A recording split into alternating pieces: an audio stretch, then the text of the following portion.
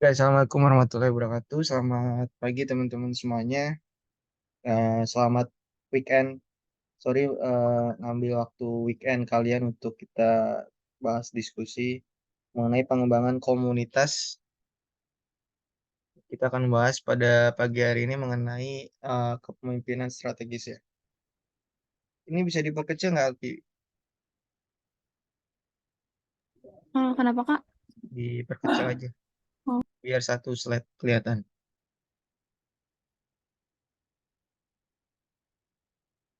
Nah, berbesar lagi, 50% coba.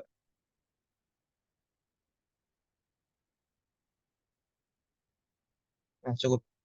Oke, next. Ini nggak usah, nggak perlu. Ya, ini referensi. Nah, ini referensi teman-teman semuanya. Ini saya ambil dari beberapa buku. Yang pertama dari Craven David tahun 2001 mengenai pemasaran strategi yang telah diterjemahkan oleh Lina Salim edisi keempat cetakan pertama. Kemudian ada Cristiano Rio 2012, kemudian Rauch CV Behling 1908 mengenai fungsionalism basis for alternate approach to the study of leadership dari New York. Kemudian ada John Adair tahun 2010 mengenai strategi leadership, bagaimana berpikir dan planning strategi untuk profit direction.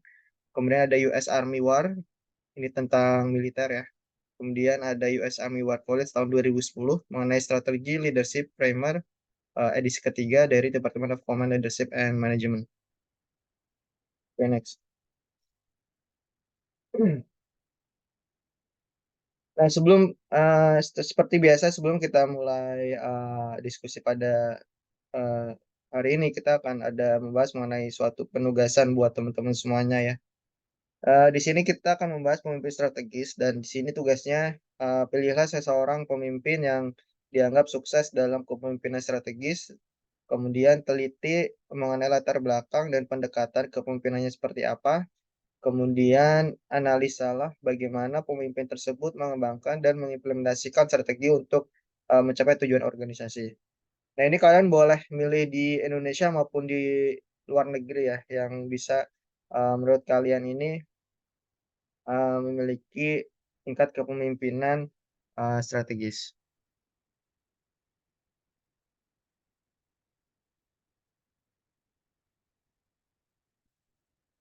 Nah, kemudian bentuk tugasnya seperti biasa, kalian didesain, kemudian dibuatkan story, kemudian lalu tag Instagram CE. Di mana tujuan dari penugasan ini adalah satu, melatih daya analisa dan kemampuan memahami, kemudian mengenal latar belakang pemimpin, kemudian yang ketiga adalah memahami aplikasi kepemimpinan strategi secara nyata. Oke, sebelum lanjut ada pertanyaan nggak?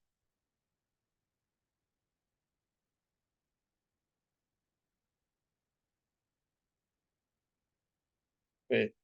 Saya kira udah paham semua, nanti bisa di-capture seperti biasa, seperti pertemuan yang sebelumnya telah kita laksanakan. Next.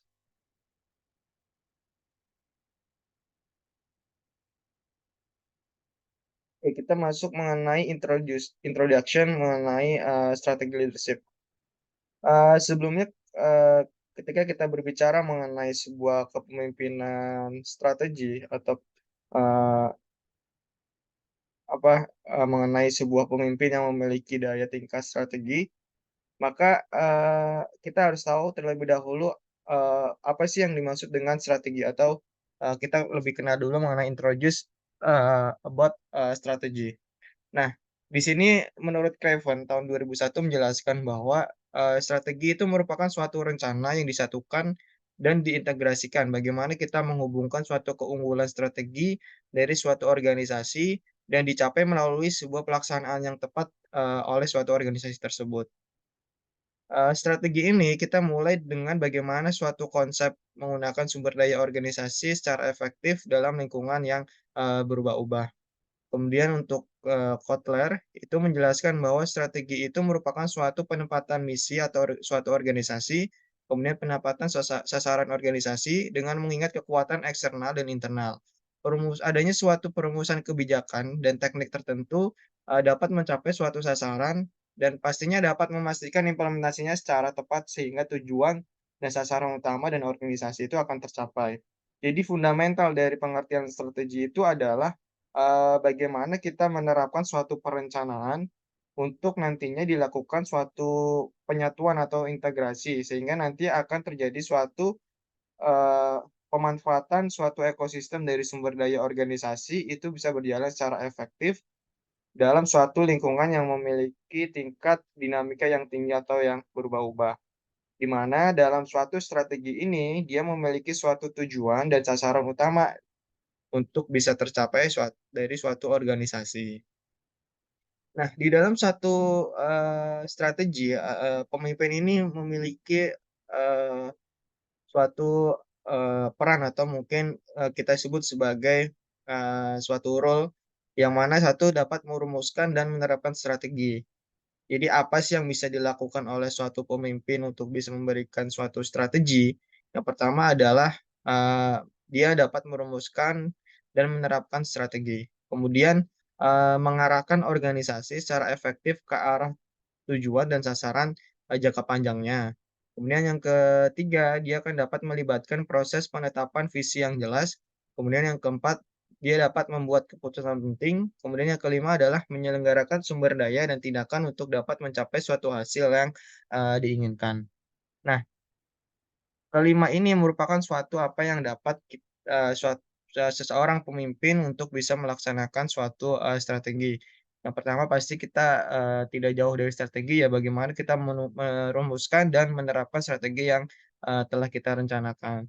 Kemudian yang kedua itu adalah bagaimana, seorang pemimpin tersebut dapat mengarahkan suatu organisasi, baik itu secara efektif ke arah tujuan dan sasaran, baik itu jangka panjang maupun, jangka pendek. Kemudian yang ketiga adalah bagaimana kita bisa melibatkan proses penetapan visi yang jelas, kemudian dapat memberikan suatu keputusan yang penting, serta yang penting adalah bagaimana kita menyelaraskan sumber daya dari beberapa, eee, sumber gitu ya. Maksudnya dalam artian dari beberapa entitas yang ada kita selaraskan, untuk, bisa mencapai hasil yang diinginkan. Nah, di sini para pemimpin strategis itu dia memiliki suatu tanggung jawab bagaimana untuk bisa memberikan suatu guide atau memandu organisasi melalui suatu lingkungan yang kompleks dan dinamis. Yang kita tahu bahwa organisasi tersebut dia pasti tidak, berjalan secara statis ya, melainkan, berjalan mengenai suatu, yang dinamis, memiliki dinamika yang tinggi karena sering terjadi suatu perubahan. Dan perubahan tersebut dapat terjadi suatu secara kompleks. Kemudian dari hal tersebut, maka suatu pemimpin dapat melakukan sebuah defense atau pertahanan untuk mengantisipasi tantangan dan peluang di masa depan, serta adanya adaptasi, dengan perubahan, lanskap, persaingan. Next. Oke, setelah kita mengetahui mengenai apa itu strategi, yang pada intinya bagaimana kita menerapkan suatu, perencanaan ke depan untuk bisa memberikan suatu pencapaian dari tujuan yang telah kita tentukan, maka, di sini kita bisa mendefinisikan suatu, apa itu mengenai, leadership atau kepemimpinan.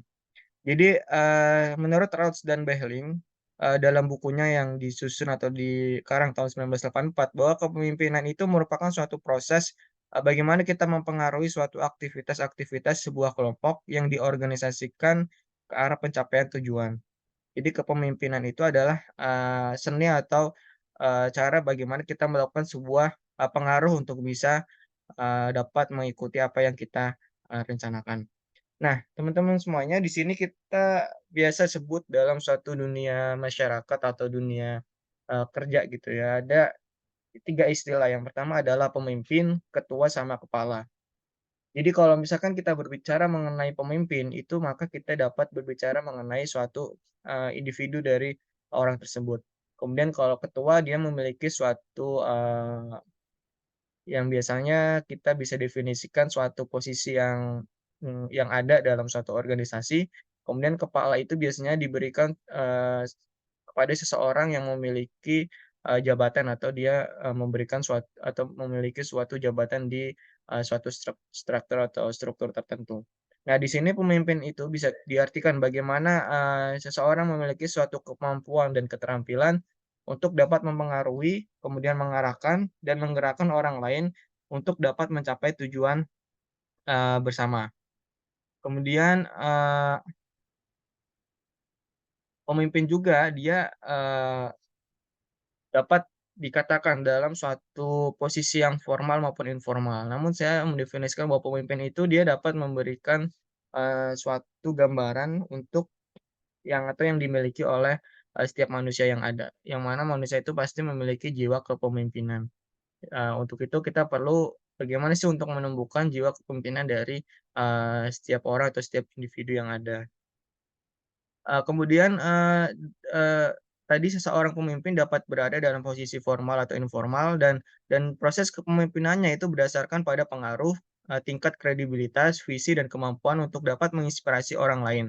Di mana seorang pemimpin itu tidak selalu memiliki suatu jabatan formal sebagai ketua atau kepala, tetapi dapat memimpin, dari dalam kelompok atau organisasi secara luas. Jadi, pemimpin itu tidak harus memiliki jabatan formal, teman-teman. Jadi, kalau kalau kita kasarannya dalam suatu kehidupan keluarga, maka yang menjadi suatu pemimpin keluarga itu adalah, seorang bapak atau seorang, kepala, rumah tangga. Kemudian bagaimana untuk, pengertian, ketua sendiri bahwa ketua itu merupakan suatu posisi formal dalam sebuah organisasi atau kelompok atau dalam dunia kerja gitu ya, di mana seseorang itu, seringkali dipilih atau ditunjuk untuk dapat melakukan sebuah proses pemimpinan atau dapat mengawasi jalannya, suatu organisasi atau, kelompok tersebut. Di mana sebagai ketua, seseorang biasanya dapat memiliki suatu wewenang dan tanggung jawab yang lebih besar daripada anggota lainnya. Jadi, adanya seseorang yang dipilih untuk menjadi pemimpin dalam satu kelompok atau organisasi, maka kita bisa sebut sebagai, ketua, yang mana itu dipilih dari anggota-anggota, yang ada melalui, baik itu melalui musyawarah, voting, maupun, ditunjuk secara langsung. Nah, dalam proses perannya, seorang ketua itu dapat mencakup pengambilan keputusan, pengaturan agenda, kemudian adanya suatu koordinasi anggota, dan dapat mewakili organisasi atau kelompok di luar. Nah, pengertian kedua itu maka kita bisa melakukan pengembangan sebenarnya apa sih fundamental dari kepemimpinan. Sehingga kita bisa tahu atau perlu tahu, mengenai pengertian atau perbedaan dengan kepala.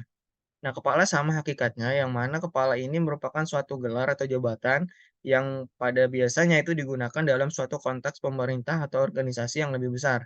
Sebagai kepala, seseorang itu dapat memiliki suatu wewenang tertinggi dan bertanggung jawab untuk bisa melakukan sebuah keputusan yang strategis dan melakukan suatu pembuatan kebijakan dalam suatu organisasi, kelompok maupun, pemerintah.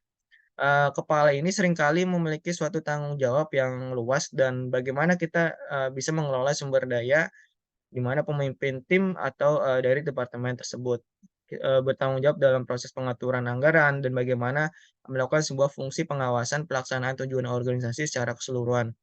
Nah, teman-teman semuanya perlu dicatat bahwa adanya suatu perbedaan antara pemimpin, ketua, dan kepala ini dapat bersifat relatif ya. Dapat bergantung bagaimana suatu konteks organisasi atau kelompok tertentu. Dalam beberapa kasus yang ada, bahwa seseorang itu dapat memegang lebih dari satu peran. Bisa dia ketua, pemimpin, maupun kepala. Dalam beberapa kasus tadi, maka dari adanya suatu organisasi itu dapat memberikan suatu atau menggunakan istilah-istilah, yang berbeda dengan cara yang masing-masing. Jadi ada bisa sebut pimpinan, atau disebut sebagai ketua, atau disebut sebagai, kepala. Oke, next.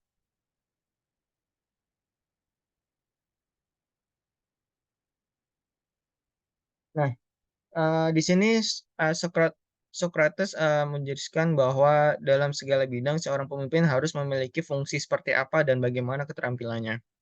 Yang pertama itu adalah, memilih orang yang tepat untuk jabatan TTT itu tertentu gitu ya. Eee, jadi seorang pemimpin itu dapat memiliki fungsi untuk bisa, memilih anggotanya atau memilih, bawahannya mungkin atau stafnya itu untuk bisa, menempati, jabatan tertentu.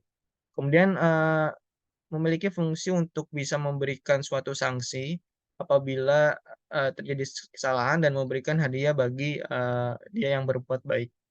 Kemudian memenangkan keinginan baik dari bawahannya. Jadi apabila bawahannya itu ada sesuatu yang diinginkan, maka seorang pemimpin dapat, memiliki keterampilan untuk bagaimana, eee, memenuhi, hal tersebut atau dalam hal ini adalah, memenangkan. Kemudian ada,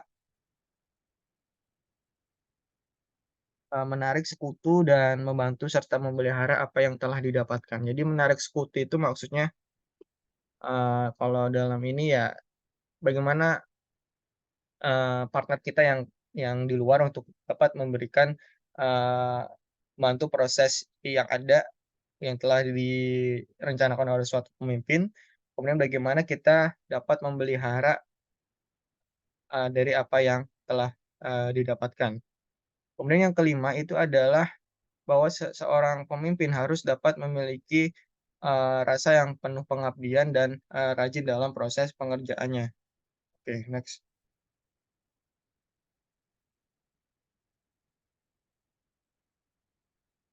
Nah, di sini bahwa kita bisa tahu bagaimana atau kita ketika kita terapkan dalam satu segitiga ya, proses pemimpin yang strategis itu berada di ujung, atau disebut sebagai di atas ya, di antara pemimpin yang bersifat operasional sama pemimpin, kelompok.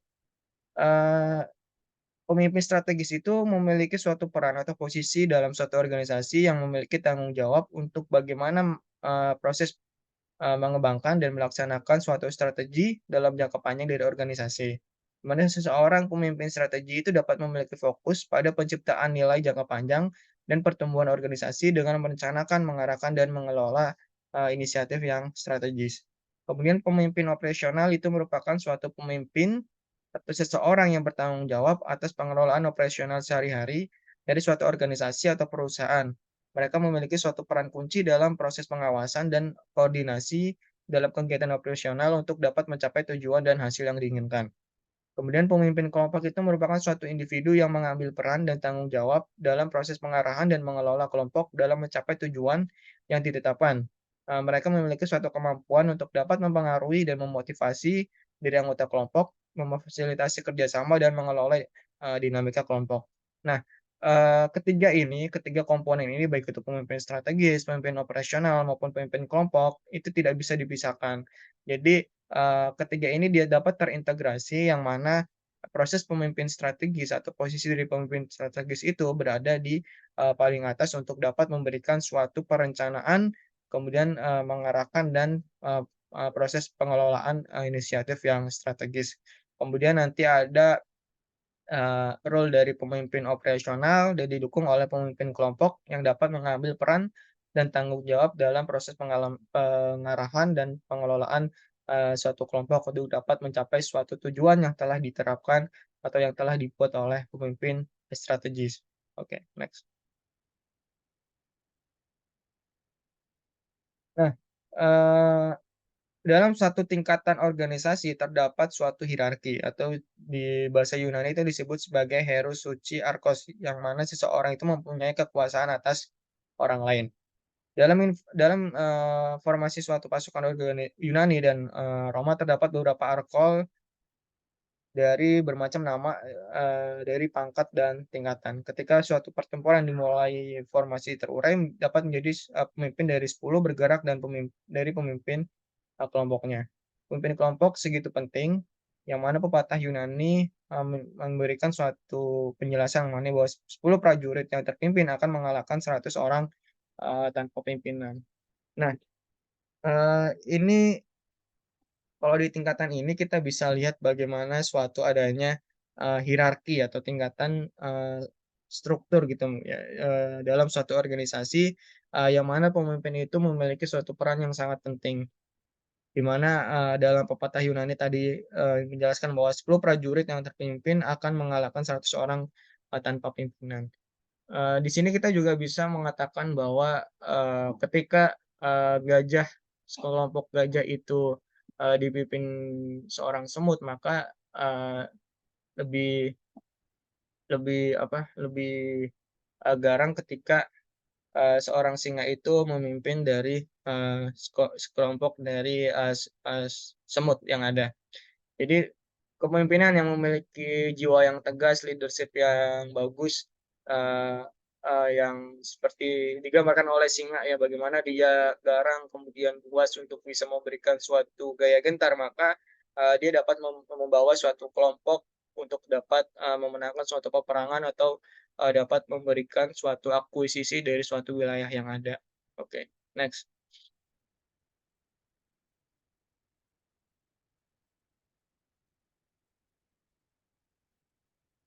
Oke, kita akan berbicara mengenai benefit of strategy, leadership. Bagaimana keuntungan dari kepemimpinan yang strategi.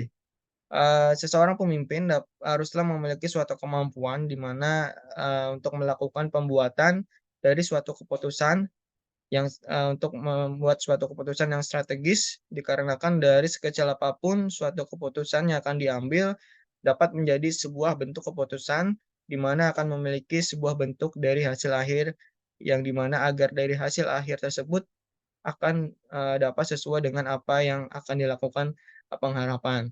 Sebagaimana bentuk dari contohnya, dari hal yang dibutuhkan adalah dengan cara melakukan pengambilan dari keputusan yang, apa nih, yang di mana akan sangatlah baik dan juga tepat. Sorry ya teman-teman, ini ada typo dan kebanyakan di mana, nanti saya bilang yang sama yang buat. Eee, dalam suatu manfaat dari, kepemimpinan strategis, maka kita dapat, memberikan suatu peran di mana yang pertama adalah adanya penetapan atau dapat menetapkan arah yang jelas, kemudian mengantisipasi dan beradaptasi terhadap perubahan. Kemudian kita bisa mendorong inovasi dan kreativitas, kemudian menyelaraskan sumber daya dan prioritas, kemudian membangun tim yang berkinerja tinggi, mengembangkan pemimpin masa depan dan manajemen dan kolaborasi pemangku kepentingan. Jadi, ketika kita memiliki jiwa kepemimpinan yang strategi, maka di sini kita jelas untuk bisa memberikan atau mendapatkan suatu keuntungan. Yang pertama tadi, bagaimana kita bisa memberikan, suatu arah yang jelas, kemudian dapat yang digunakan sebagai cara antisipasi atau defense dan adaptasi terhadap perubahan yang ada. Sehingga dari hal tersebut, maka kita dapat memberikan suatu daya kritikal untuk melakukan suatu inovasi dan kreativitas, dan ketika kita sudah melakukan suatu inovasi dan kreativitas, maka kita dapat menyelaraskan bagaimana sumber daya dan tingkat prioritas yang ada. Kemudian dari situ, dapat kita memberikan suatu, tim kerja atau membangun tim kerja yang memiliki tingkat, kinerja tinggi. Kemudian ketika sudah memiliki suatu kelompok dengan kinerja tinggi, sudah melakukan suatu prioritas, melakukan suatu dorongan inovasi dan kreativitas, kita memiliki arah yang jelas dan mudah untuk antisipasi dan beradaptasi terhadap perubahan, maka pemimpin strategis tersebut dapat melakukan suatu pengembangan pemimpin ke arah masa depan atau future, leadership. Sehingga kita dapat memberikan suatu, pengelolaan dalam proses manajemen dan kolaborasi dalam, pemangku kepentingan. Oke, next.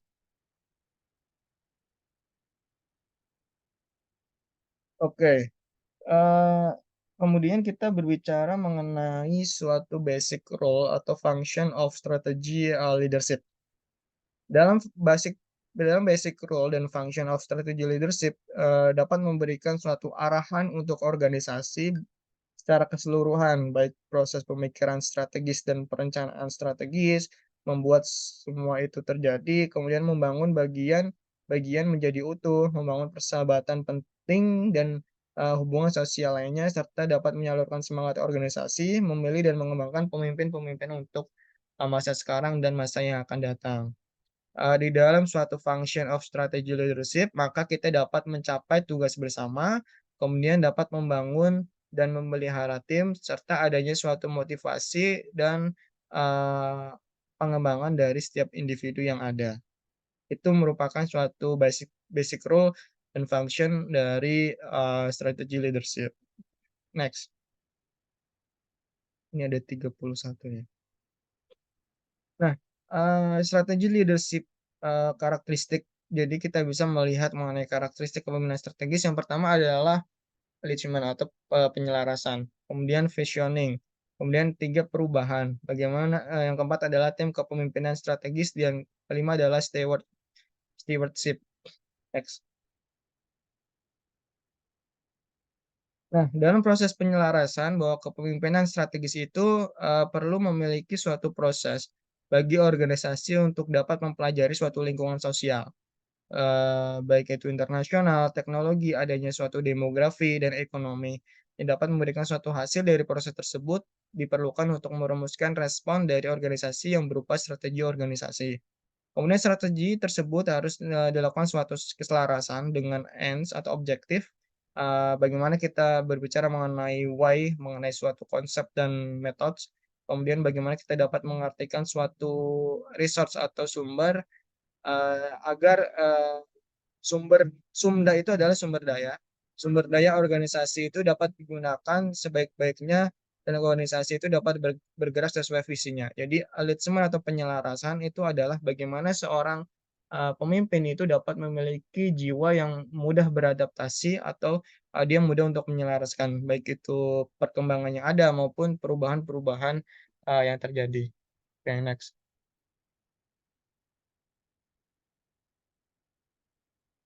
Nah, penjelasan, berikutnya, maka, pemimpin tersebut harus dapat menyelaraskan bagaimana visi dengan lingkungan dan strategi dengan visi.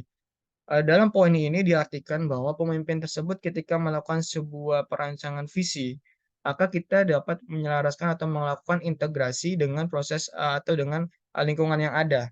Kemudian dari tersebut maka, strategi yang telah kita buat harus dapat diturunkan dari visi yang ada. Jadi visi dan misi yang telah diberikan atau telah dibuat oleh seorang pemimpin, maka itu harus bisa diselaraskan ke bawah atau, dalam beberapa dimensi yang ada, baik itu dalam lingkungan, strategi, maupun, program-program yang nantinya akan, dirancanakan atau dijalankan. Kemudian adanya sebuah struktur atau budaya, kebijakan personel, dan teknologi perlu, dilakukan suatu keselarasan dengan visi dan strategi.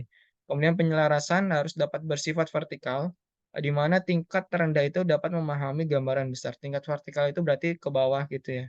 Dan horizontal, di mana setiap bagian pada level atas sinkron. Jadi, kalau ketika kita melihat secara vertikal bagaimana seorang pemimpin itu dapat memberikan suatu downgrade, misalkan kita berbicara mengenai visi, jadi, penjabaran dari visi tersebut itu apa. Nah, maka dia dapat bersifat, ke bawah atau vertikal.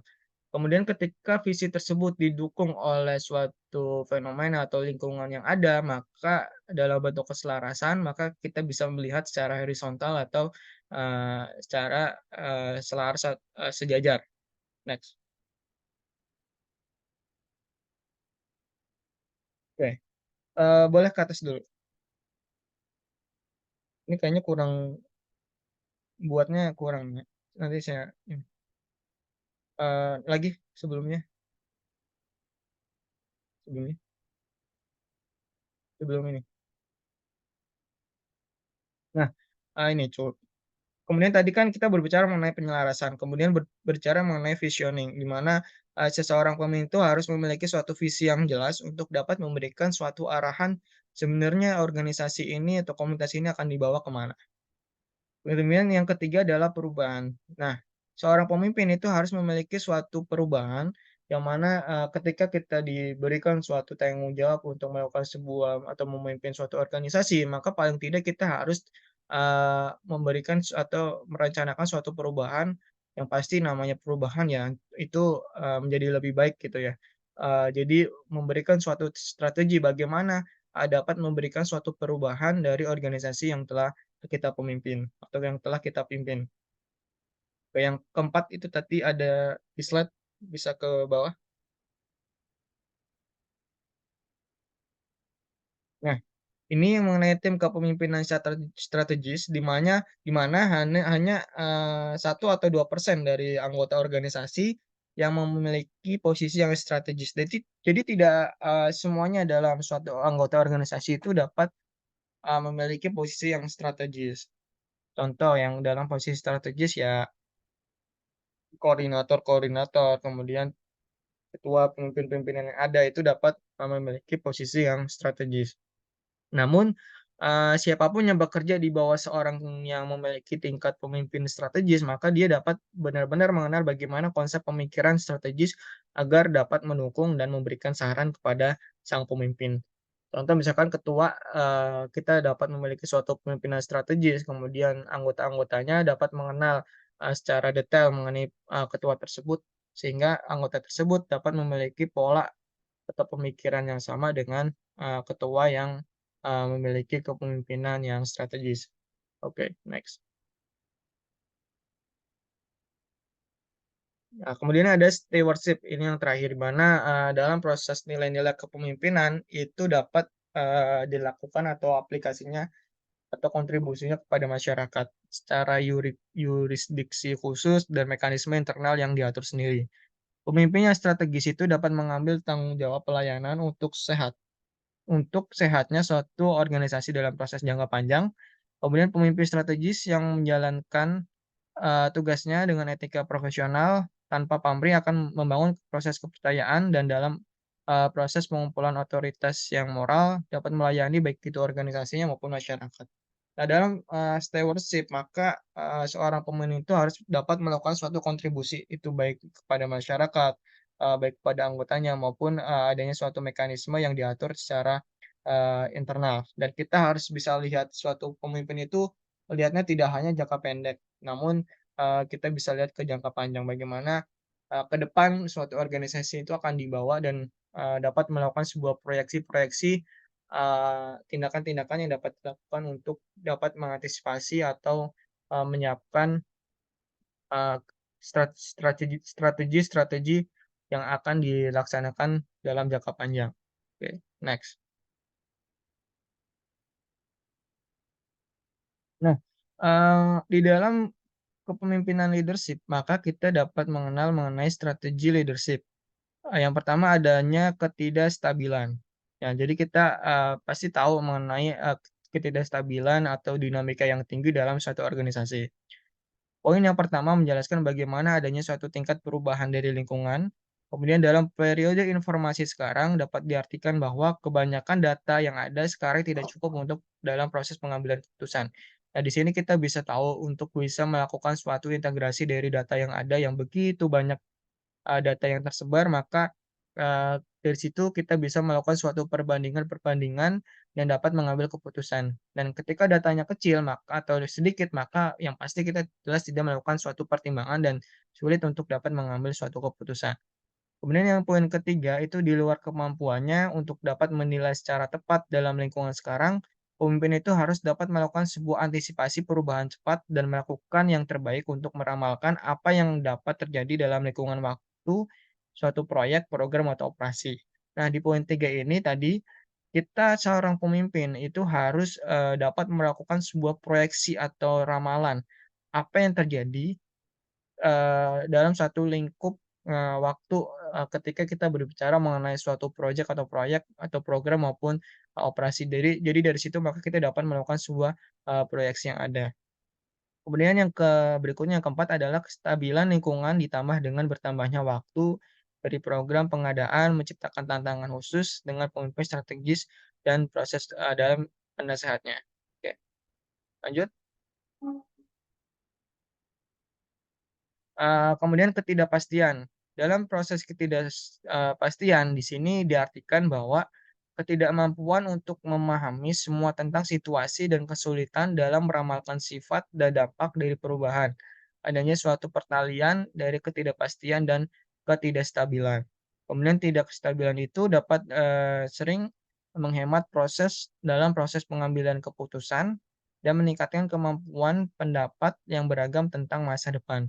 Ini membutuhkan manajemen resiko dan hedging strategi atau strategi, memagari. Jadi dalam, organisasi tersebut tadi kita berbicara mengenai sebelumnya, kemudian, di sini kita berbicara mengenai uncertainty atau ketidakpastian. Jadi, suatu pemimpin yang strategi, maka kita dapat, eee eee, memprediksi adanya suatu, perubahan yang tidak stabil dan, tidak pasti. Sehingga dalam proses ini maka kita bisa menerapkan adanya suatu tools yang bersifat, manajemen risiko atau high risk untuk bisa resiko-resiko apa sih yang dapat terjadi ketika adanya suatu ketidakpastian? Lanjut.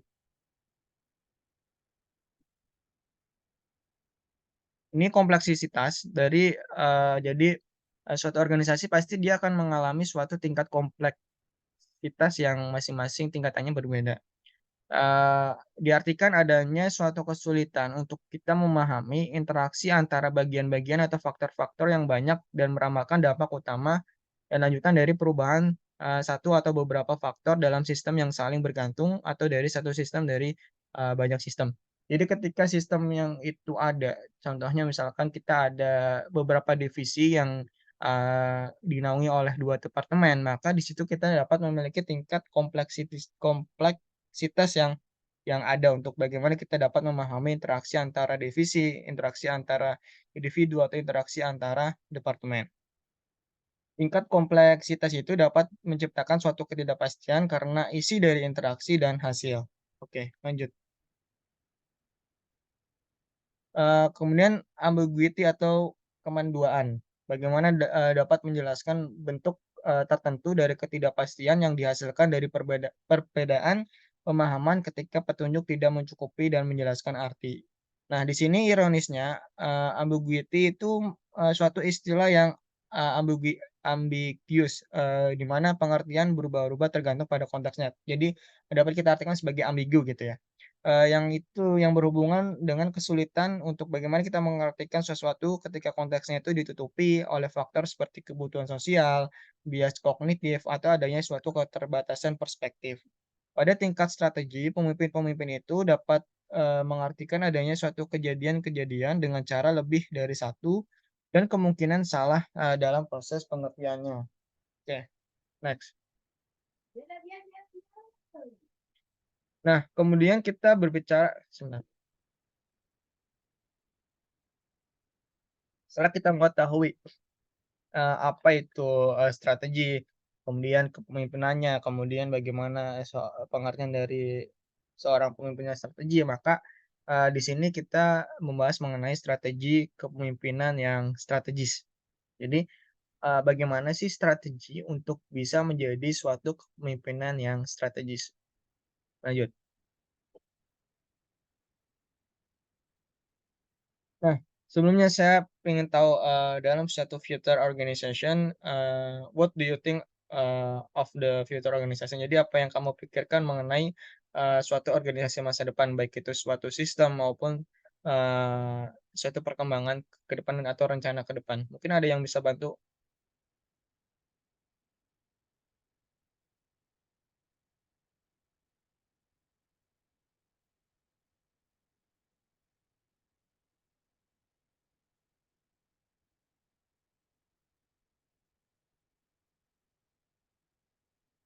Coba Marsha ada nggak?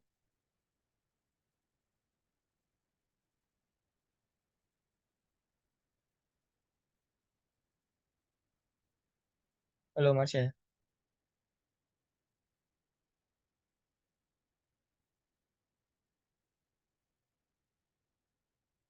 Steven ada nggak?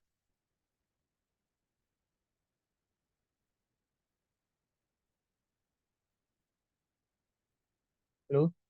Wah ini aktif tapi nggak ada orangnya ya?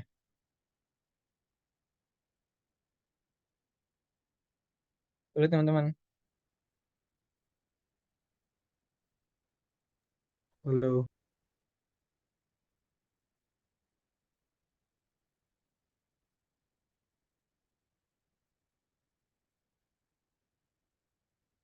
Nala ada nggak?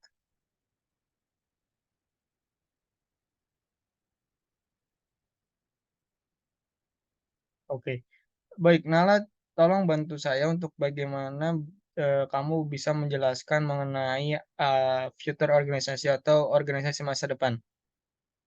Menurut kamu organisasi masa depan itu seperti apa sih?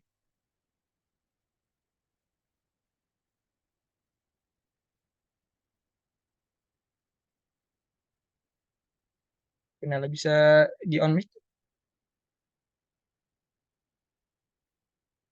Oh, lagi ini mana?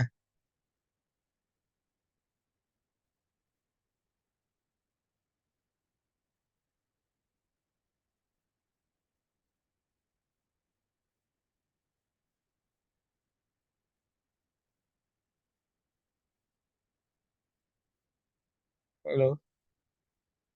Nala lagi di mana, Nala?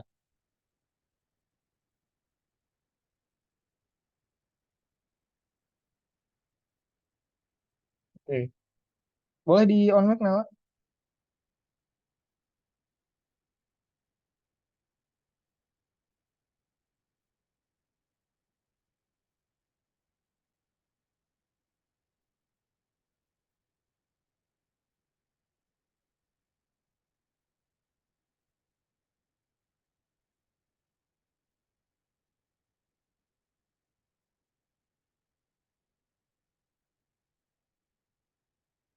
Yang available siapa di sini?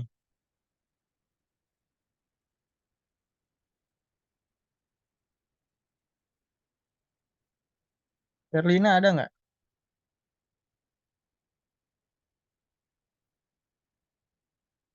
Oh, oke. Baik, Nala. Bisa dituliskan di kolom chat.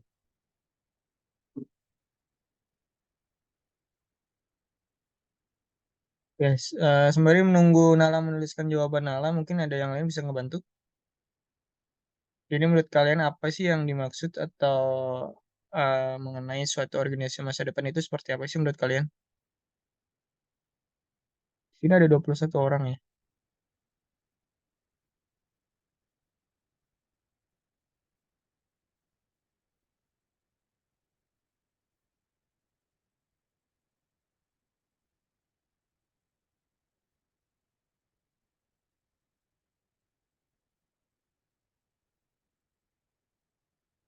Oke, Adi. Kak Adi, bisa bantu apa itu organisasi masa depan?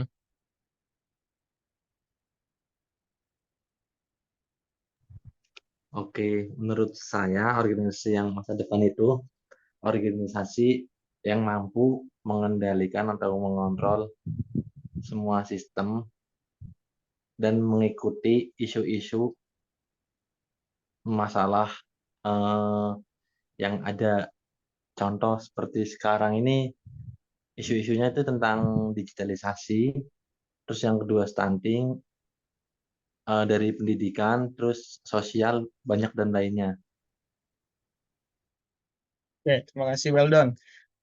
Jadi benar apa yang dikatakan Kak Hadi mengenai suatu organisasi masa depan itu bagaimana organisasi tersebut dapat melakukan suatu paling tidak uh, dapat adaptasi kepada lingkungan perkembangan yang ada atau dapat mengikuti perkembangan isu-isu yang ada. Mana isu-isu yang ada sekarang yaitu berkaitan sama digitalisasi, kemudian apa namanya isu pendidikan, di dalamnya nanti ada isu literasi, kemudian ada isu lingkungan atau perubahan lingkungan yang ekstrim yang mana sekarang dapat terjadi suatu climate change atau perubahan iklim dan beberapa isu-isu yang dapat memberikan suatu organisasi tersebut untuk bisa beradaptasi dan memberikan suatu strategi atau langkah taktis untuk bisa bagaimana memberikan atau beradaptasi dengan isu-isu yang ada. Oke, menurut Nala, organisasi masa depan itu merupakan organisasi yang siap menghadapi masa depan, bagaimana mengembangkan kompetensi yang baru untuk terus berinovasi, harus memiliki budaya yang mendukung individu untuk mendorong individu untuk terus belajar dan mengembangkan diri eh, sendiri. Nah, ini juga betul ya. Jadi, bagaimana organisasi masa depan itu dapat melakukan suatu inovasi untuk bisa memberikan pendekatan kepada perkembangan-perkembangan yang ada. Oke. Kemudian di sini dijelaskan bahwa organisasi masa depan itu bagaimana kita dapat menghadapi perubahan-perubahan seperti tadi yang telah disampaikan oleh Kak Hadi. Kemudian bagaimana tantangan masa kini bukan lagi dapat menjadi yang terbaik, dapat melainkan menjadi yang terbaik dalam perubahan. Jadi ketika organisasi sekarang yang ada melihat suatu challenge atau tantangan itu bukan menjadi yang terbaik, namun dapat menjadikan yang terbaik untuk bisa melakukan suatu perubahan. Jadi tantangan yang ada itu dijadikan suatu tools yang terbaik untuk bisa melakukan perubahan di masa depan. Kemudian perubahan-perubahan yang terjadi menuntut organisasi untuk membangun kemampuan yang baru. Bagaimana organisasi tersebut harus selalu dalam kondisi yang transformasi yang tidak pernah berakhir dan bersifat fundamental dan kontinu. Contoh ya teman-teman semua pasti tahu namanya BlackBerry sama Kodak. Nah, kedua perusahaan ini, satu lagi kalau nggak salah ada Nokia ya, yang mana BlackBerry itu dulu apa ya, HP sejuta umat ya yang pasti dimiliki oleh seseorang dan menjadi suatu idam-idamkan. Namun, seiring berjalannya waktu bahwa BlackBerry dan Kodak itu, dia tidak terbaik dalam bidangnya, tetapi hancur karena gagal mengikuti perubahan. BlackBerry sama Kodak itu dia tidak dapat melakukan suatu adaptasi, suatu perubahan yang ada sehingga BlackBerry dan Kodak itu mengalami suatu kegagalan. Atau yang happening sekarang kita lihat, Nokia yang ada ya ketika kita, bandingkan HP Nokia dengan HP-HP yang sekarang ada seperti Samsung, iPhone, atau yang lainnya, maka Nokia dapat mengalami suatu kemunduran karena tidak mengikuti, tantangan pembaharuan atau perubahan, yang ada di, masa sekarang atau dinamika yang ada. Oke, lanjut.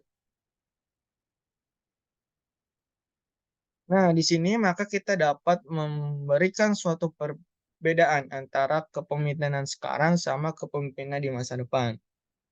Dalam proses kepemimpinan sekarang, dalam pemimpin itu memimpin pengikut yang ditentukan. Jadi sekarang itu pemimpin itu memimpin pengikut yang ditentukan. Contoh, dalam suatu organisasi, pemimpin tersebut kan memimpin anggota-anggotanya yang telah ditentukan. Yang telah ditentukan dalam hal ini berarti mereka yang daftar, kemudian mereka diseleksi, kemudian mereka, dalam proses seleksi kan berarti kan ada proses pemilihan. Nah, nantinya setelah, proses seleksi kan nanti ada proses penentuan siapa yang lolos, siapa yang tidak lolos. Nah, pada saat pemimpin sekarang ini, maka pemimpin tersebut berarti pemimpin pengikut-pengikutnya atau anggota-anggotanya yang telah lolos seleksi dan yang telah ditentukan atau dalam proses penentuan. Itu kepemimpinan sekarang. Atau dalam segi perusahaan juga sama kan, ketika ada lowongan pekerjaan, kemudian ada lamaran, kita menghasilkan suatu seleksi, kemudian, lamaran tersebut diterima, seleksi sama ditentukan, maka pemimpin dari perusahaan tersebut berarti, melakukan pemimpin untuk, memimpin dari, entitas-entitas atau orang-orang yang telah ditentukan. Nah, untuk kepemimpinan di masa depan, pemimpin tersebut, memimpin pengikut serta, memimpin jaringan yang terbuka dan dinamis. Jadi bukan hanya, memimpin, apa namanya, pemimpin yang telah ditentukan, namun, pemimpin masa depan itu dapat melakukan suatu integrasi atau jaringan, pemimpin yang terbuka dan dinamis. Contohnya misalkan kita, dalam suatu organisasi melakukan suatu kerjasama dengan organisasi lain, maka, di sini pemimpin tersebut dapat memberikan suatu peran untuk dapat memimpin organisasi lain yang, melakukan suatu kerjasama dengan organisasi kita. Kemudian pemimpin sekarang, seseorang pemimpin secara formal atau semi formal ditugaskan atau diakui dan, didefinisikan. Kemudian yang di masa depan itu kepemimpinan ditentukan oleh peran sama kontekstualnya. Jadi konteksnya itu seperti apa sehingga seseorang tersebut dapat memberikan suatu peran kepemimpinan.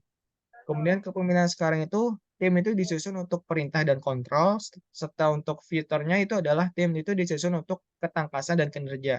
Jadi bukan hanya untuk dapat diperintah, si A atau staf ini diperintah untuk ini, kemudian tolong kontrol ini, tapi, bagaimana seorang pemimpin tersebut dapat memberikan suatu, strategi atau menyusun, bagaimana satu anggota atau stafnya itu digunakan untuk proses ketangkasan dan, implementasi dalam, kinerjanya. Kemudian seseorang pemimpin dalam misi sekarang, itu dapat memimpin dengan visi, arah, rencana, dan pengikut pada peta jalan yang relatif stabil. Kemudian untuk yang di masa depan, seorang pemimpin itu dapat memiliki visi dan wawasan inti, tetapi sisanya sangat dinamis dan tidak pasti. Jadi pemimpin sekarang itu kan kita cenderung melihat adanya suatu program kerja, kemudian rencana strategis, atau adanya suatu plan-plan yang telah ditentukan. Namun, ketika ketika, kita berbicara mengenai kepemimpinan di masa depan, maka, strategi-strategi atau rencana strategi atau renstra itu yang telah disusun itu dapat, mengikuti perkembangan yang ada. Artinya, rencana yang kita buat itu bersifat dinamis dan, tidak pasti. Kemudian kepemimpinan, sekarang tersebut itu efektif memimpin tergantung pada pengaruhnya terhadap individu. Kalau di masa depan itu media baru menawarkan berbagai saluran untuk dapat memperluas pengaruh para pemimpin. Jadi untuk di masa depan itu, eee, kepemimpinan yang ada itu dapat memberikan suatu pengaruh peran yang, sangat luas. Oke, next. Ini merupakan vision, and competence, mengenai future leader di mana, ketika kita berbicara mengenai visi itu, suatu pernyataan yang berisi arahan yang jelas tentang apa yang harus diperbuat oleh suatu organisasi di masa yang akan datang. Kemudian dengan adanya suatu visi, seorang pemimpin dapat memberikan jaminan, kepastian, keamanan kepada anggota atau bawahannya dalam melakukan penyesuaian diri, serta perubahan di, masa yang akan datang. Di mana dijelaskan bahwa a vision is, realistic, kemudian kredibel, atraktif, future for, eee, your organization atau organisasi kita. Jadi, visi itu dapat bersifat realistik, kemudian kredibel, kemudian atraktif untuk, masa depan dari suatu organisasi. Lanjut.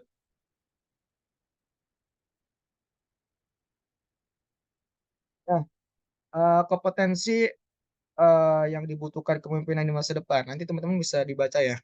Yang pertama adanya kemampuan dalam perubahan. Tadi kita udah berbicara mengenai bagaimana suatu pemimpin itu dapat melakukan suatu perubahan ke depan dengan melakukan sebuah adaptasi, kemudian kita dapat menciptakan suatu tools untuk dapat, memberikan suatu perubahan yang ada. Kemudian kemampuan dapat berpikir strategis. Jadi seorang pemimpin di masa depan itu harus memiliki kemampuan yang berpikir strategis. Jadi, bagaimana seorang pemimpin itu dapat memahami adanya suatu perubahan lingkungan yang berlangsung secara cepat, adanya suatu peluang pasar, dan adanya suatu yang jelas kita, pasti datangnya suatu ancaman. Maka dari situ, seorang pemimpin harus bersifat strategis menyiapkan suatu tools untuk defense atau pertahanan. Bagaimana untuk dapat, menanggulangi suatu ancaman, kemudian kita bisa mendefinisikan adanya suatu kekuatan dan kelemahan dari organisasi yang dipimpinnya. Kemudian pengelolaan hubungan, bagaimana suatu pemimpin di masa depan itu dapat melakukan suatu integrasi dari individu-individu yang ada sehingga, dapat melakukan suatu, eee, IR atau internal relationship untuk bisa, eee, melakukan suatu hubungan antara individu yang satu dengan individu yang lain. Lanjut.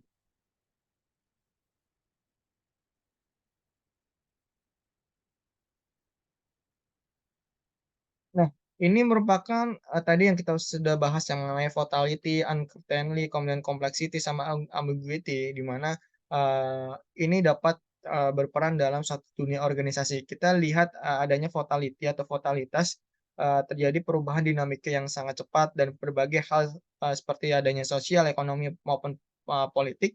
Kemudian kompleksitas itu adanya suatu gangguan dan, kekacauan yang mengelilingi setiap organisasi. Kemudian ketidakpastian itu adalah sulitnya memprediksi isu dan peristiwa yang saat ini sedang terjadi, baik itu sekarang maupun masa depan. Kemudian ambiguitas itu adanya beban berat realitas dan makna yang berbaur dan berbagai kondisi yang ada atau sebuah keadaan yang terasa, pengembangan dan kejelasan masih dipertanyakan. Nah, keempat ini disebut sebagai 2K AV, yaitu, kompleksitas, ketidakpastian, volatilitas, dan ambiguitas itu dapat memberikan suatu ancaman di dunia organisasi karena setiap, poin atau elemen tersebut dapat memberikan suatu, eee eee, ke kebahaya kebaha kebahayaan atau ancaman, untuk bisa, berpengaruh kepada stabilitas organisasi yang ada. Next. Ya ini tadi ya yang di atas bahwa vokalitas itu diterjemahkan bagaimana data untuk diolah dan dikomunikasikan dengan jelas sehingga kandungan tujuan dapat dipahami dengan baik. Nah ini bagaimana kita, berbicara mengenai antisipasi yang ada dari ancaman-ancaman yang mengganggu stabilitas dari organisasi. Ketika kita berbicara mengenai bidang vokalitas maka, kita dapat melakukan sebuah terjemah ke dalam satu data untuk diolah dan dikomunikasikan dengan jelas sehingga kandungan tujuan dapat dipahami dengan baik. Kemudian adanya ketidakpastian yang dapat kita lawan dengan adanya suatu perspektif, segar dalam pola pemikiran yang strategis, merubah model kepemimpinan menjadi suatu, fleksibilitas. Kemudian kompleksitas. dihadapi dengan memanfaatkan kepemimpinan yang bersifat kolaboratif, yang lebih distribusi dan cari solusi dalam siklus proses. Kemudian untuk yang ambigu atau ambiguitas itu pemimpin dalam keadaan ambigu dapat dilakukan dengan mendengar dengan baik, berpikir secara berbeda dan dapat melihat kebaikan pada lingkungan apapun. Lanjut. Dealing with VUCA, ya. Lanjut. Ini penyelesaian lain dari yang di atas yang merupakan suatu dealing with VUCA. Saya sebut tadi yang fatality uncertainty itu kan secara bahasa Inggris kan tadi 2K VA, 2K VA atau bahasa Inggris bisa disebut sebagai VUCA. Fatality, uncertainty, complexity, sama ambiguity. Nah, di sini dalam proses praktek kepemimpinan yang berkembang, maka kita bisa memadukan antara forensik, pandangan ke depan, kemudian insight, wawasan, sama tindakan atau action. Ketiga ini merupakan hal penting untuk bagaimana kita dapat mempraktekkan suatu kepemimpinan yang berkembang sehingga dapat membawa arah organisasi ke depan, dapat beradaptasi dalam masa depan. Yang mana dalam proses tersebut terdiri dari adanya suatu visi, kemudian understanding, pemahaman, kemudian adanya suatu clarity atau kejelasan, sama agility yaitu kelincahan. Adanya suatu pandangan ke depan bagaimana itu dapat melakukan suatu rangsangan kepada pemimpin untuk dapat mengembangkan visi mereka sendiri dan fokus pada tujuan ke depan. Kemudian didukung adanya suatu wawasan untuk bagaimana menginspirasi strategi dalam menggunakan pandangan ke depan, serta didorong dengan adanya suatu tindakan atau action untuk memberikan suatu arah dan fleksibilitas yang jelas mengenai cara bagaimana untuk melakukannya. Lanjut.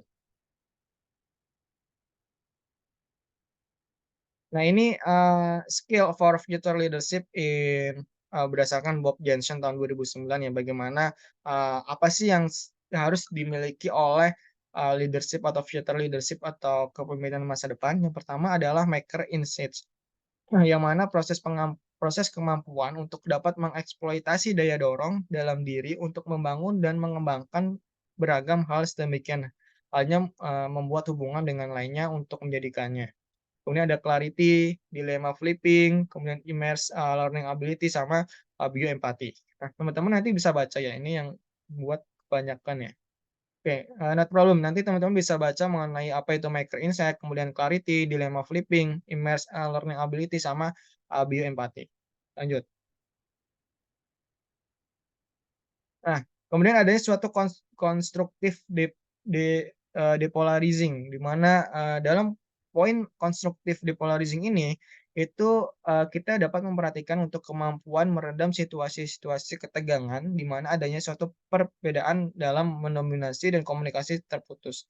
Kita membawa orang-orang dari budaya berbeda menuju perlibatan konstruktif. Nah, saya ingin nge-highlight bagaimana kita dapat membangun suatu konstruktif depolarizing ketika divisi internal relation itu dapat melakukan suatu relasi antar tiap individu, antar setiap pengurus, antar setiap departemen maupun divisi yang ada, itu dapat memberikan suatu kemampuan konstruktif depolarizing atau skill konstruktif depolarizing, yang mana dalam poin 6 ini divisi IR itu dapat melakukan suatu kemampuan untuk dapat meredam situasi-situasi yang terjadi ketegangan. Kita tidak uh, berpikir secara ke depan bahwa pasti kita selalu ada ketegangan antara setiap individu yang ada, antar setiap divisi yang ada. Itu baik karena suatu kasus yang sensitif maupun sesuatu yang terjadi suatu kesalahpahaman sehingga dapat mendominasi adanya suatu komunikasi yang terputus atau miscommunication. Kemudian quick transparansi, kemampuan untuk terbuka dan otentik tanpa bermaksud pamer. Quick transparansi ini kita dapat artikan ketika bersifat individu itu kita dapat melakukan sebuah show up diri kita mengenai suatu skill, mengenai suatu kemampuan itu dalam suatu personal branding. Dalam satu organisasi atau skill dari suatu future leadership, maka kita dapat sebut sebagai quick transparency. Kemudian ada rapid prototyping, kemudian smart MOB organizing, sampai ke common creating, yaitu kemampuan dalam proses penanaman benih untuk dapat membangun dan menumbuhkan aset-aset bersama yang dapat memberikan suatu keuntungan kepada orang lain dan kadang dapat melakukan kompetensi atau kompetisi pada tingkatan yang lebih tinggi. Lanjut. Oke teman-teman semuanya, kita sudah selesai mengenai berbicara kepemimpinan strategis sampai ke bagaimana organisasi masa depan yang dapat dipimpin oleh pemimpin yang strategis. Oke, ada pertanyaan?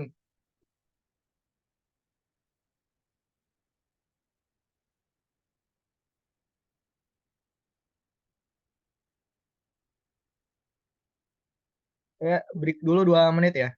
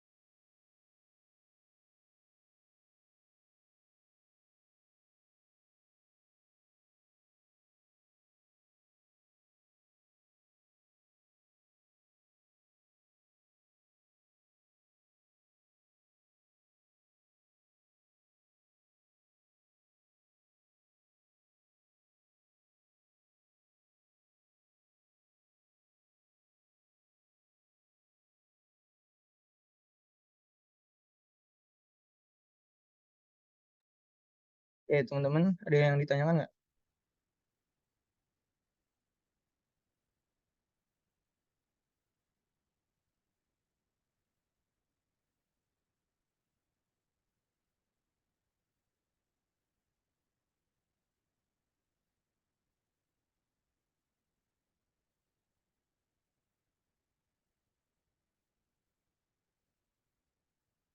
Halo? Itu ada yang tanya, Kak.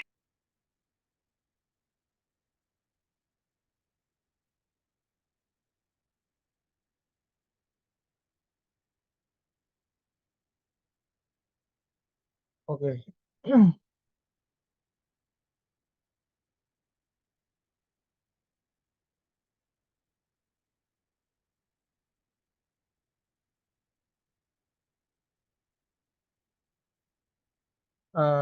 Bos dalam suatu perusahaan yang konteksnya itu dia memberikan fee pada para pegawainya dan meraup keuntungan pribadi, dan dia dalam hal ini diposisikan sebagai atau disebut sebagai apa ya Kak? Apakah kepala, ketua, atau pemimpin? Eh, kalau suatu organisasi itu biasanya disebut sebagai eh, pimpinan gitu ya. Kalau bos itu menurut saya suatu istilah eh, yang diberikan secara apa ya, secara sosial. Artinya kita sering sebut kalau misalkan orang yang memiliki suatu penghasilan yang banyak, kemudian memiliki keuntungan yang banyak dan dia dapat memberikan suatu kemudahan kepada bawahannya seperti memberikan suatu gaji atau memberikan suatu apa, traktir gitu, maka kita sering sebut juga sebagai mereka bos. Tapi dalam konteks tadi dia ketua, pemimpin atau maupun kepala, maka saya sebut sebagai dalam suatu organisasi, suatu perusahaan, maka itu masuk dalam eh, apa, kepala, yang mana kepala tersebut kan suatu jabatan atau posisi yang dimiliki oleh seseorang yang memiliki kemampuan untuk memimpin, kemudian kemampuan untuk bertanggung jawab, dan kemampuan untuk memberikan uh, benefit atau dalam hal ini fee pada staff atau bawahannya. Kurang lebih begitu, Kira.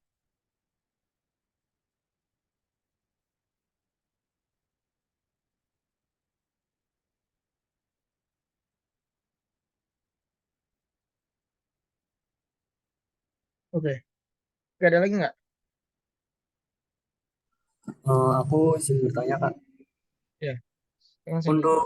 untuk penugasan itu kalau kita ngambil pemimpin yang dalam konotasi negatif bisa nggak kayak Adolf Hitler, terus mungkin ada dari Jepang tuh Hirohito itu bisa nggak atau harus Boleh, dari oh boleh. asalkan pemimpin tersebut, tadi kan kalau nggak salah tugas, boleh di-share kembali tadi siapa yang share? Alpia. Kenal, Kak? Tadi yang share siapa ya? Saya. Taslim. Ya boleh di-share ulang. Oh, sebentar. Jadi dalam proses penugasan itu kan kita tadi kalau ditulis mengenai seorang pemimpin yang memiliki apa sifat kepemimpinan strategis gitu ya, Sandy. Iya, Kak.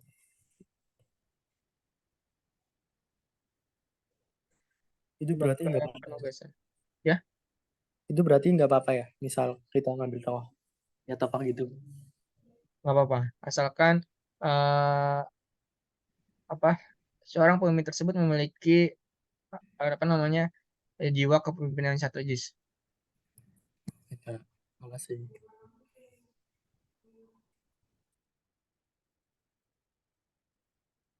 Tips ada lagi? Saya mau izin nanya, Kak. Yes, oke aja. Gini Kak, jadi kan tentang kepemimpinan strategis. Nah, kebetulan saya memang lagi di organisasi yang si pemimpinnya ini nggak mau adanya perubahan.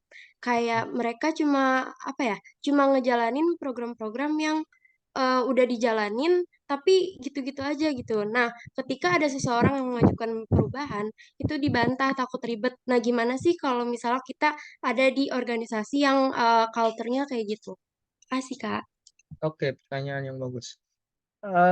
Ya, kadang seorang pemimpin itu memiliki karakteristik masing-masing. Nah, karakteristik yang seperti apa yang Ajeng telah sampaikan, berarti pemimpin tersebut memiliki karakteristik yang eh, tidak mau adanya suatu proses adaptasi ke depan mau seperti apa. Sedangkan kalau kita melihat tadi, ke depan itu pasti adanya suatu dinamika atau perubahan-perubahan yang akan terjadi. Nah, ketika pemimpin tersebut tidak memberikan atau dapat mengambil suatu resiko yang ada ya karena dipikir ribet segala macam, maka saya yakin organisasi tersebut dia dapat tidak maksudnya nggak dapat mengikuti perkembangan yang ada. Artinya program-program kerja yang ada itu ya stuck di situ-situ aja dan hanya mengikuti turunan dari sebelum-sebelumnya atau disebut sebagai program warisan gitu ya. Tidak adanya suatu perubahan, baik itu perubahan dalam proyeknya maupun program-program maupun di dalamnya. Nah, pertanyaannya bagaimana kita berada dalam posisi tersebut atau berada dalam lingkungan atau ekosistem ketika pemimpinnya tersebut tidak mau namanya suatu perubahan. Nah, kita sebagai individu yang ingin berubah, yang pertama adalah ketika kita dalam satu ranah divisi itu bagaimana kita melakukan suatu keselarasan. Tadi kan ada tuh tingkat keselarasan antara setiap individu antara yang satu dengan yang lain. Nah, ketika kita berbicara mengenai keselarasan, maka kita dapat memberikan suatu pemahaman. Oh, ini loh ketika kita memberikan suatu program ini kita perlu adanya suatu perubahan. Karena program ini misalkan saya sebut sebagai program yang kadaluarsa. Artinya program yang sepatutnya tidak kita terapkan kembali, tapi kok kita terapkan kembali. Nah, kan ada tuh program-program yang menurut saya tidak dapat mengikuti suatu perkembangan yang ada. Misalkan kalau di dunia pendidikan itu perkembangan eh, membaca tapi pakai buku misalnya gitu ya. Padahal dinamika yang sekarang itu adalah dunia digitalisasi. Jadi kita bagaimana memberikan suatu program yang memiliki tujuan yang sama yaitu membaca, namun kita apa ubah ke bagaimana sistem medianya yaitu dengan cara digitalisasi. Itu yang pertama dengan cara penyelarasan. Kemudian yang kedua ya, bagaimana kita dapat mempengaruhi anggota yang secara kecil terlebih dahulu aja. Jadi ketika kita punya anggota atau punya rekan atau punya partner yang dapat memiliki visi yang sama, wah ini perlu adanya suatu perubahan, maka kita harus mulai dari situ, mulai dari kecil, kemudian nanti nanti akan tumbuh besar ke besar itu dapat memberikan suatu pemahaman sama ketuanya atau pemimpinnya tersebut. Dan ini menurut saya suatu ancaman yang dapat terjadi ketika pemimpin itu tidak melakukan suatu perubahan.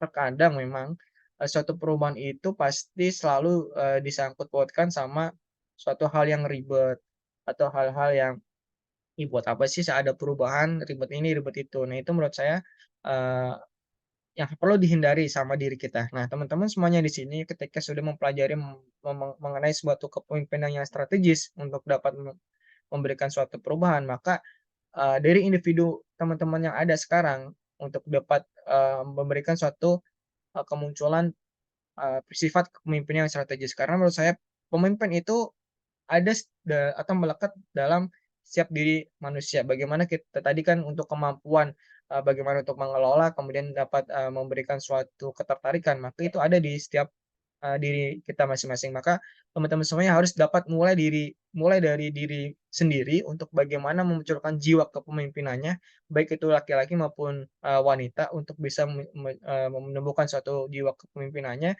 kemudian untuk bisa memberikan suatu elaborasi bagaimana sih saya untuk menjadi seorang pemimpin yang strategis yang kita bisa aplikasikan dalam sendiri atau kehidupan sendiri terlebih dahulu, tanpa harus dalam satu lingkup kelompok maupun komunitas maupun organisasi, tapi secara diri sendiri terlebih dahulu ya. Bagaimana kita memanage waktu, kapan belajar, kapan ujian, kemudian kapan melakukan suatu scheduling dalam keseharian kita, itu dapat menjadikan suatu dorongan-dorongan untuk bisa menjadikan suatu kepemimpinan strategis, sehingga ketika kita melakukan suatu pemimpin di dalam satu organisasi, maka kita dapat menilai suatu organisasi tersebut atau membawa ke arah perubahan sesuai dengan perubahan lingkungan yang ada. Begitu aja. Baik, terima kasih, Kak. Oke. Oke, 11.28, kurang 3 menit lagi. 2 menit lagi. Oke, ada pertanyaan kembali?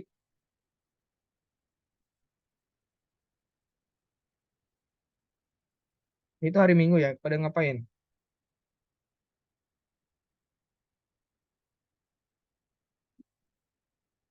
Pada di rumah atau pada liburan? Di rumah, Kak. Oh, Di rumah, Kak. Di pada rumah, liburan Kak. nih. Sekarang kan weekend. Beberapa ada yang ibadah juga, Kak Eka. Oh, oke. Jadi ada yang nggak bisa hadir. Oke, no problem yang nggak bisa hadir karena ibadah ya.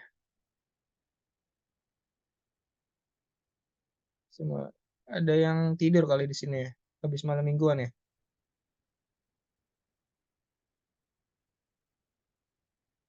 Oke, teman-teman ada pertanyaan lagi nggak? Kurang 1 menit.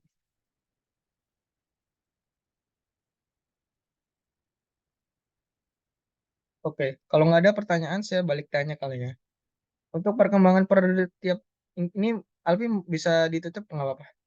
Share screen-nya. Untuk perkembangan setiap divisi, apakah ada masalah teman-teman semuanya?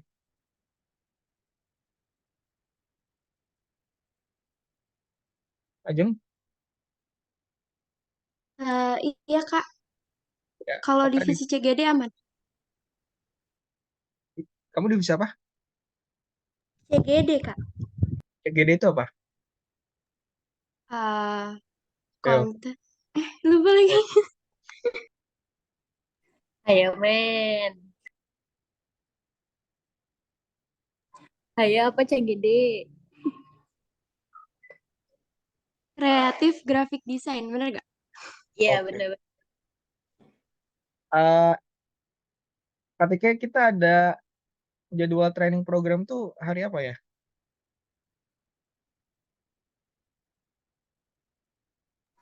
Di Tanggal tanggal 17 ya? 17. Besok Iya. Senin ya? Itu udah mulai ini. Project tiap divisi itu bisa dituin.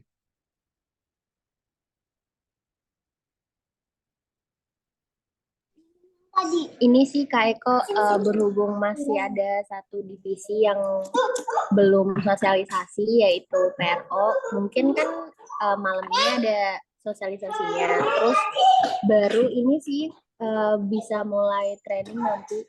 Karena kan jadwal dari SMS juga udah keluar. Nanti buat dikasih ke CCS dan CWS. Oke. Good. Oke, seperti yang saya sarankan untuk setiap divisi, baik teman-teman volunteer ya yang ada, untuk dapat menyampaikan ke koordinatornya untuk dibuatkan worksheet kita ya, jadwal-jadwal kapan kalian harus bekerja, kapan kalian harus mengerjakan sesuatu, sehingga di sini implementasi yang kita pelajari sekarang itu dapat dilakukan sebuah tuh implementasi di kehidupan sehari-hari kalian.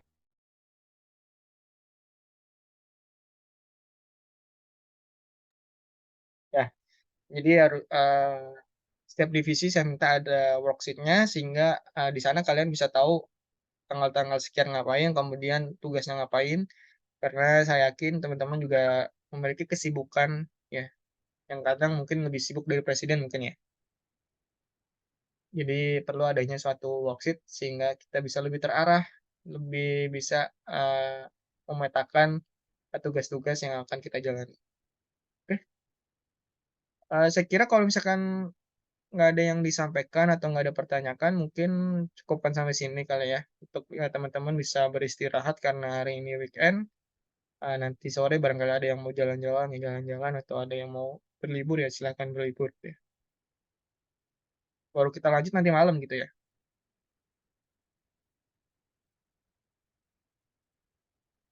Atau yang mau ada ngerjakan tugas, kayak tadi Alfia mau ngerjakan tugas gitu ya.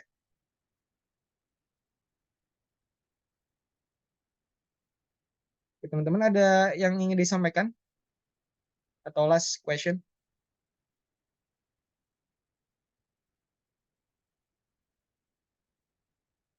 Halo?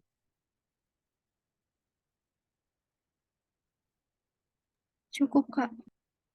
Oke. Karena cukup mungkin sekian dari saya. Apabila dalam proses penyampaiannya tadi terlalu cepat karena yang buat itu ada 31 slide.